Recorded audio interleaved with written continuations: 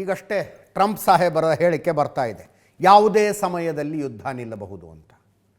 ಇರಾನ್ನಲ್ಲಿ ಇನ್ನು ಧ್ವಂಸ ಮಾಡೋದಕ್ಕೆ ಏನೂ ಉಳಿದಿಲ್ಲ, ದಾಳಿ ಮಾಡೋದಕ್ಕೆ ಯಾವುದೇ ಸ್ಥಳ ಉಳಿದಿಲ್ಲ, ಯುದ್ಧವನ್ನು ಆದಷ್ಟು ಬೇಗ ನಿಲ್ಲಿಸಬೇಕಿದೆ ಅಂತ ಡೊನಾಲ್ಡ್ ಟ್ರಂಪ್ ಒಂದು ಸಂದರ್ಶನದಲ್ಲಿ ಹೇಳಿದ್ದಾರೆ ಅನ್ನುವ ಮಾಹಿತಿ ಬರ್ತಾ ಇದೆ. ನಿಜವಾಗ್ಲೂ ಯುದ್ಧ ನಿಲ್ಲಿಸುವ ಮನಸ್ಥಿತಿಯ ಅಥವಾ ವೊಲಟೈಲ್ ಆಗಿರುವ ಆಯಿಲ್ ಮಾರ್ಕೆಟನ್ನು ಸ್ಟೆಬಲೈಸ್ ಮಾಡುವ ಪ್ಲ್ಯಾನ್ ಇದು ಗೊತ್ತಾಗ್ತಿಲ್ಲ.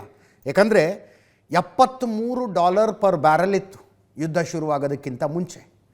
ಪೀಕ್ $119 ತನಕ ರೇಟೇ ಇರ್ತು. ಡೊನಾಲ್ಡ್ ಟ್ರಂಪು ಇನ್ನೇನು ಯುದ್ಧ ನಿಲ್ಲಿಸಿಬಿಡ್ತೀವಿ ಅಂದ ತಕ್ಷಣ $85 ಇಳಿತು. ಯುದ್ಧ ನಿಲ್ಲಿಸಿಬಿಡ್ತೀವಿ ಅಂದರು, G7 ರಾಷ್ಟ್ರಗಳ ಸ್ಟಾಕ್ ರಿಲೀಸ್ ಮಾಡ್ತೀವಿ ಅಂದರು.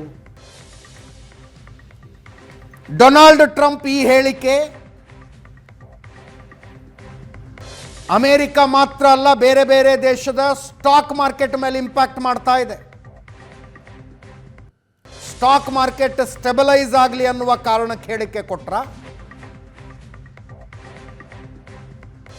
ಆಯಿಲ್ ಪ್ರೈಸ್ ವಿಪರೀತ ಏರಬಾರದು ಅನ್ನುವ ಕಾರಣಕ್ಕೆ ಹೇಳಿಕೆ ಕೊಟ್ರ, ಅಥವಾ ನಿಜವಾಗ್ಲೂ ಆದಷ್ಟು ಬೇಗ ಯುದ್ಧ ನಿಲ್ಲಿಸುವ ಮನಸ್ಥಿತಿಗೆ ಬಂದಾಗಿದೆಯಾ ಈ ಮನುಷ್ಯ ಗೊತ್ತಿಲ್ಲ.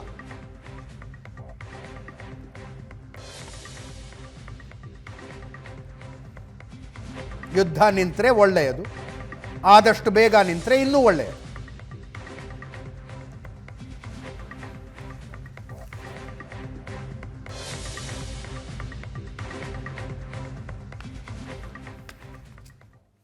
ಡೊನಾಲ್ಡ್ ಟ್ರಂಪ್ ಲೇಟೆಸ್ಟ್ ಹೇಳಿಕೆ, ನನ್ನ ಫಾಕ್ಸ್ ನ್ಯೂಸ್ಗೆ ಒಂದು ಇಂಟರ್ವ್ಯೂನಲ್ಲಿ ಇದೇ ಅರ್ಥದ ಹೇಳಿಕೆಯೊಂದು ಬಂದಿತ್ತು. ಅದಾದ ನಂತರ ಸ್ಟಾಕ್ ಮಾರ್ಕೆಟ್ನಲ್ಲಿ ಪಾಸಿಟಿವ್ ಸೈನ್ಸ್ ಬಂದಿತ್ತಂತೆ.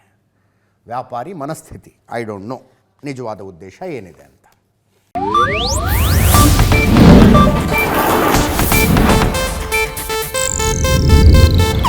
ಇದು ಏಷ್ಯಾನೆಟ್ ನ್ಯೂಸ್ ನೆಟ್ವರ್ಕ್ ಪ್ರಸ್ತುತಿ.